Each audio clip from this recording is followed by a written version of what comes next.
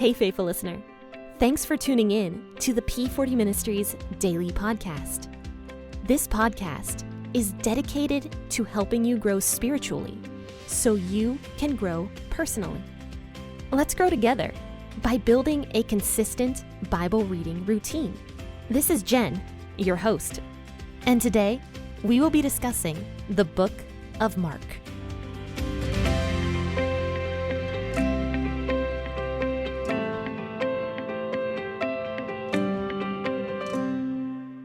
Hey, good morning, friends and faithful listeners. Thank you so much for tuning in to the P40 Ministries podcast with your host, Jenn. And we have an awesome guest on the podcast today. Her name is Kozak, and she is my life coach. But unfortunately, she's going to be moving, and she's not going to be life coaching me anymore. So I'm without a life coach now. But Kathy, why don't you go ahead and introduce yourself for everybody here on the podcast? Hi, Jen. Hi, everyone. Like Jen said, my name is Kozak. I am a Christian life coach, and I'm also a Celebrate Recovery ministry leader for Cuyahoga Valley Church in Broadview Heights. And yes, like Jen said, we are moving to Orlando, so I will be stepping down from my life coaching, but looking forward to working in prison ministry. Can you tell us a little bit more about that? That sounds really cool. Yeah, I actually came to the Lord in prison. And so it's very exciting for me to be able to go back to that environment and work with prisoners who don't know the Lord, to share the gospel with them, and also to give them tangible skills like education and training, and help them to actually get tools that will help them once they're released. That is super cool. That sounds like such a great opportunity for you and kind of right up your alley, it sounds like. It's almost like God prepared you for this exact moment. He absolutely did. Absolutely. God is good. So today we are going to be discussing Mark chapter 3, verses 1 through 12. And as I always do, I will be reading out of the WEB version of the Bible. But friends and faithful listeners, please feel free to read out of whatever version you prefer to read out of. And make sure to grab that cup of coffee. And let's go ahead and start reading. He entered again into the synagogue, and there was a man there who had his hand withered. They watched him, whether he would heal him on the Sabbath day, that they might accuse him. He said to the man who had his hand withered, "Stand up." And he said to them, "Is it lawful on the Sabbath day to do good or to do harm, to save a life or to kill?" But they were silent.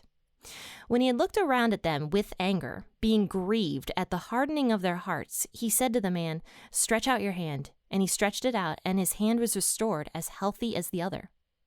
The Pharisees went out and immediately conspired with the Herodians against him, how they might destroy him. Jesus withdrew to the sea with his disciples, and a great multitude followed him from Galilee, from Judea, from Jerusalem, from Idumea, beyond the Jordan, and from those around Tyre and Sidon. A great multitude, hearing what great things he did, came to him. He spoke to his disciples that a little boat should stay near him because of the crowd, so that they wouldn't press on him. For he had healed many, so that as many as had diseases pressed on him, that they might touch him. The unclean spirits, whenever they saw him, fell down before him and cried, "You are the Son of God." And he sternly warned them that they should not make him known. So, Kathy, what's the first thing that stands out to you about this passage of Scripture? Oh my gosh, there's so much. I think the first thing that really hits me is just the character of God. Because, I think about, I think it was in Luke where Jesus talks about he has to be about his Father's business. And he's here and he's healing this man. He's with these people and they're so worried about their man-made laws, and they're so worried about trying to catch Jesus because they're so threatened by him. And here he is, and he's just focused on the right thing. He's focused on this man and his healing. Right. And it just reveals the nature of God, that is who our God is. He loves his children, and we are more important than these rules. And it just reminds me that, like, in life, we have to really just have the right intentions. Right. Yeah, that's great. And plus he wasn't scared of these Pharisees either. Not in the least. And he knew that these rules were just made up crap, a lot of them. Yeah, totally. because when we talked about this actually in Matthew, we discussed some of these Sabbath rules that these priests just made up for no reason whatsoever. Like God, it told the people to celebrate the Sabbath, right? Yep. But then the Pharisees went so crazy with it and were like, you can only take 12 steps or something like that. Yeah. Like, that's exactly. a boring Sabbath. It's a very boring Sabbath. Oh, my goodness. Oh, that'd be so boring. But Jesus even says that the Pharisees were putting burdens on the people through these rules and regulations of the Sabbath. And now this man who's in the temple, possibly worshiping God, this man with the withered hand, the Pharisees didn't even want this man who was worshiping God to be healed on the Sabbath day. That's ridiculous.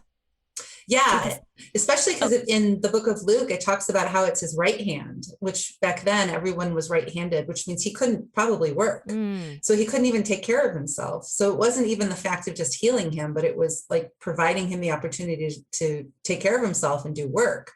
And yeah, they didn't want him to do that just because their man-made law said, I think it can only be life-saving. Medical treatment can only be life-saving, according to the Pharisees. Really? Oh, that's crazy. That was one of their laws. Yeah. So if you did medical treatment on the Sabbath day, it had to be only to save the person's life. Yeah. Yeah. Oh, wow. That's crazy. I know. Oh, I can't even imagine, like, if people were sick and couldn't go to a doctor on the Sabbath day just because it wasn't saving their lives as of yet. Right.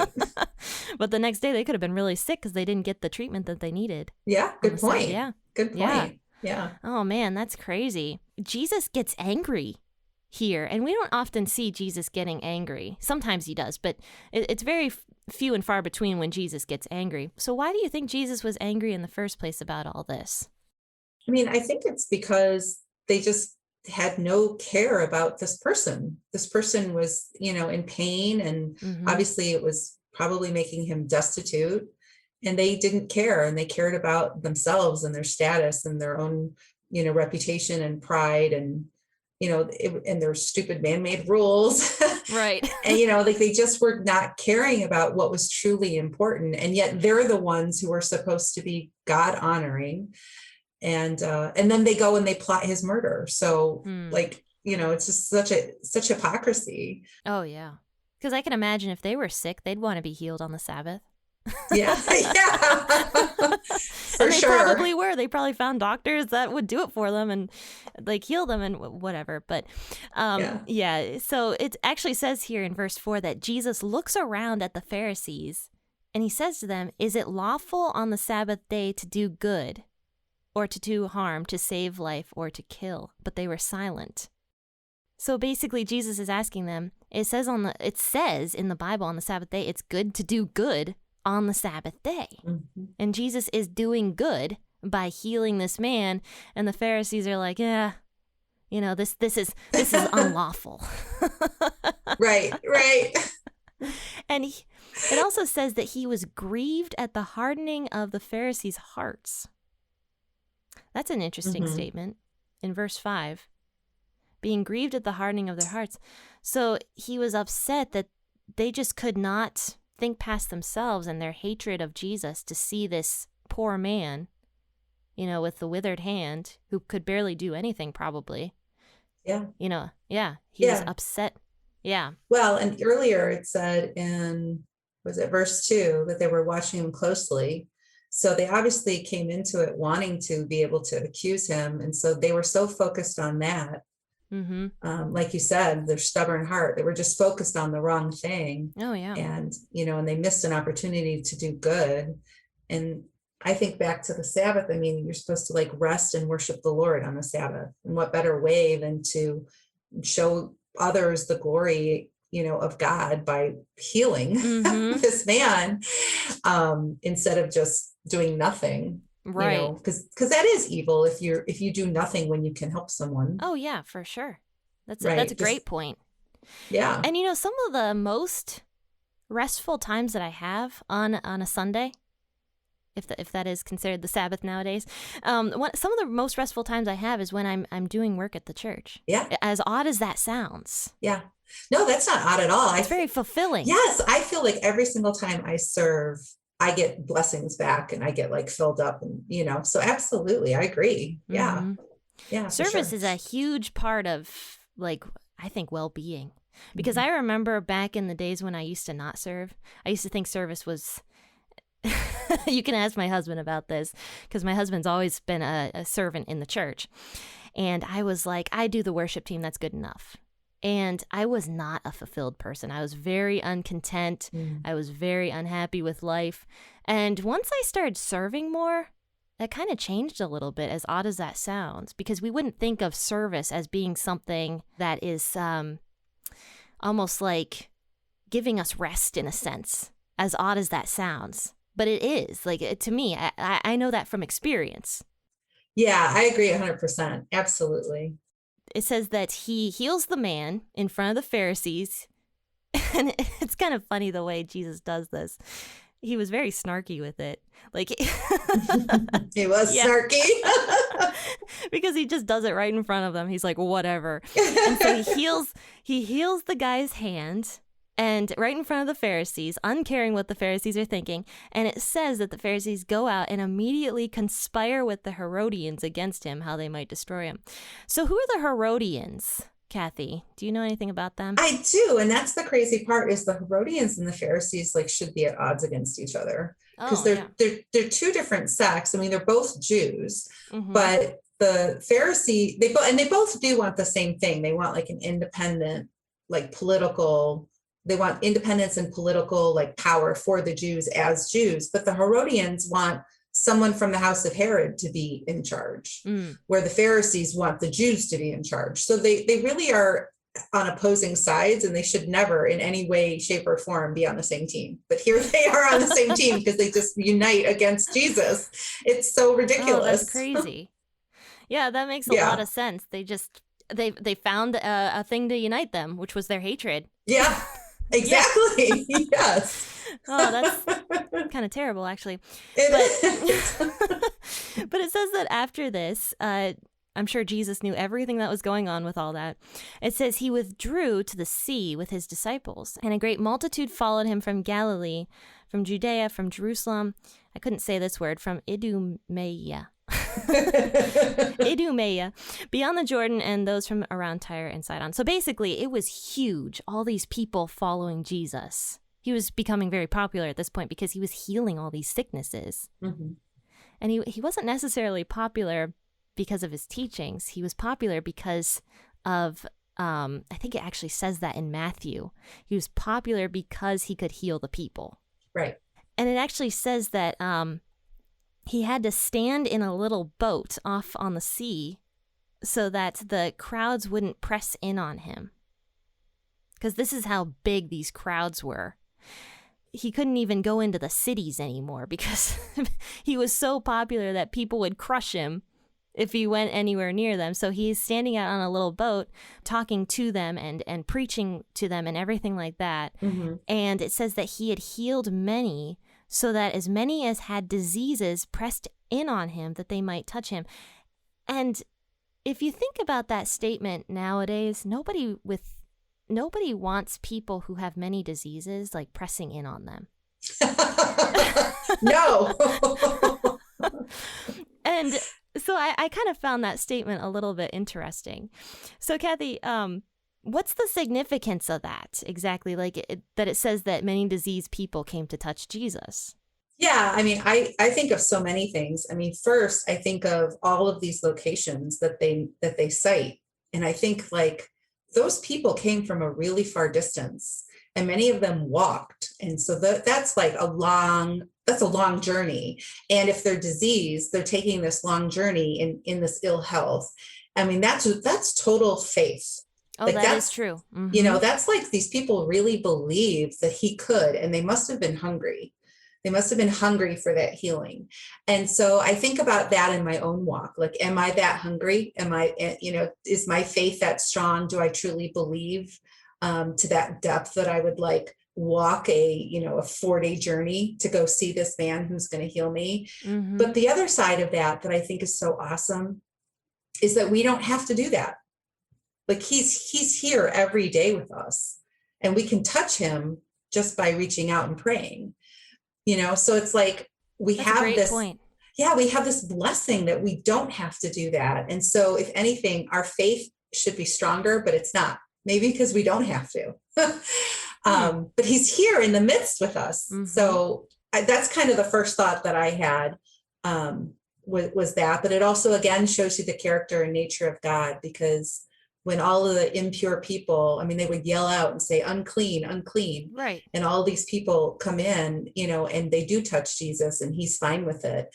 And what a message that sent to his disciples who were Jews, who were probably like, oh, the unclean people, they didn't want to touch them.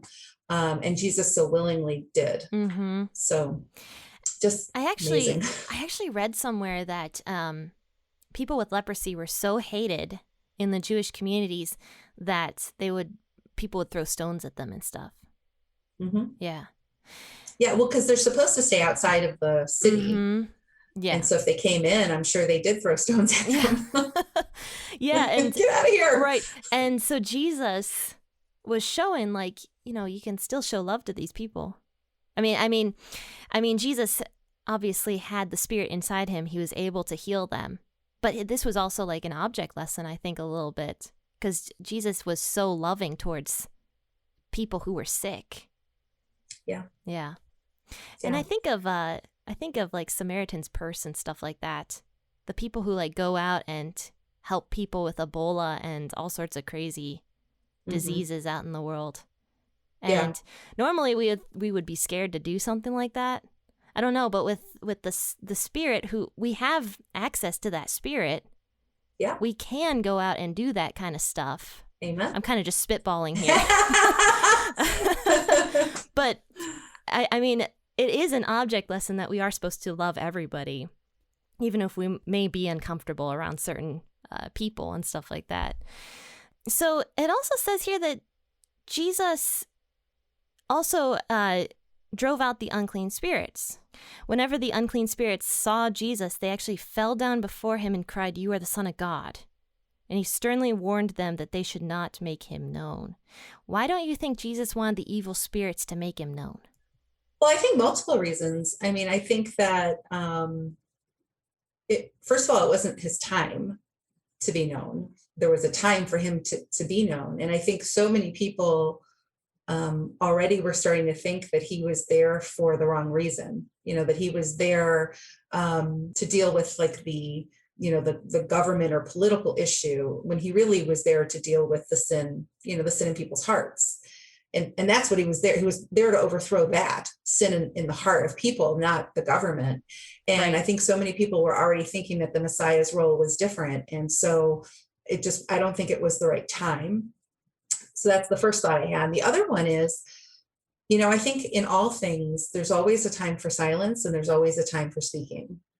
And I think even in our own witness, there are times where we need to witness with words, and there are times where we need to witness with our actions. Yeah. And so I think that as the Lord knows everything, and he has a perspective that we don't have. And so I think when we let the Lord lead us and guide us and give us the words to speak when it's the time, and we listen to the Lord, then it'll always be the right time and the right thing, in the right moment. And so I think it's both sides of that, is just, letting God decide when the right time is to be silent or to speak, because he does know things that we don't know. And in that moment, it would have been harmful if they had spoken out and called him, who he was. Right. That's very true as well. And plus, I wouldn't say evil spirits had the best reputation. True.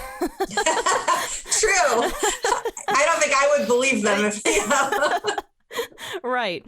So maybe also Jesus is like, okay, I don't want to be associated. Also, I don't know. Maybe I'm wrong on that one. But basically, we end here by saying he sternly warned them that they should not make him known. And so I think Kathy had some awesome insights about everything that we talked about today. And I'm really appreciative that you came on the show and were willing to do this in the midst of everything that's been going on with you and how busy you've been trying to get everything together to move and everything. So thank you. Sure, this was a lot of fun. Yeah, it is a lot of fun. So do you want to tell our the audience about Celebrate Recovery a little bit, since you were a Celebrate Recovery leader? Yeah, sure. I'll take a quick second to talk about that. Celebrate Recovery is a 12-step recovery program. It's based on the Bible and the words of Christ, the Beatitudes. It is a great program for anyone that's just trying to find freedom from hurts, habits, or hangups. And I highly recommend it. There is if you go on Google and just type in Celebrate Recovery Locator, it'll pull up a website where you can put your zip code in and you can find a Celebrate Recovery nearest you. And 1 out of 3 people attend for something other than drugs or alcohol. So it's not just a drugs or alcohol program. You know, if you're struggling with unforgiveness or guilt or depression or anxiety or anger, shopping, or if you're a workaholic or a perfectionist or a people pleaser, or even just struggling with codependency, it can help you. It can help you with those issues. It can also help you just deepen your relationship with the Lord. So it's a great program. I highly recommend it. I agree. It is a really great program. My church used to offer it, and I went to a couple of them. It was really great. And so I will definitely drop a link to where you can find a Celebrate Recovery near you in the bio of this podcast episode. But Kathy, thank you so much once again for coming on the show and for giving some great insights about Matthew chapter 3. But friends and faithful listeners, as I say at the end of every podcast episode, happy listening and God bless.